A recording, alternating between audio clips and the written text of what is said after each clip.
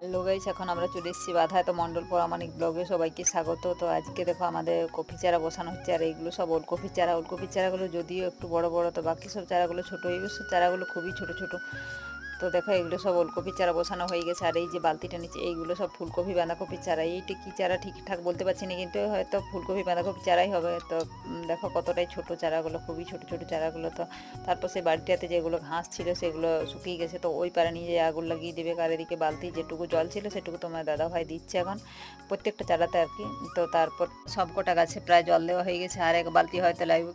তো দূরে একটা পুকুর আছে, ওখান থেকে তোমার দাদাভাই জল নিয়ে আসবে। তো দেখো আমরা ফিরে আসছি 20 দিন পর। তো এইভাবে দুবেলা প্রতিদিন জল দিতে হোক, তারপর 20 দিন পর দেখো ফিরে আসছি। তো এখন দেখো পুনকা শাকগুলো আমাদের কত সুন্দর হয়েছে। আর দেখো তার পাশে ফুলকপি বাঁধাকপি ওলকপি সবই দেখো পেছনটাতে কত সুন্দর লাগছে দেখতে। ওগুলো দেখো কত বড় বড় হয়ে গেছে। আর এদিকে দেখো শাকগুলো খাবার মতো হয়ে গেছে। আর আমি দেখো কিছু শাক তুলেও নিচ্ছি।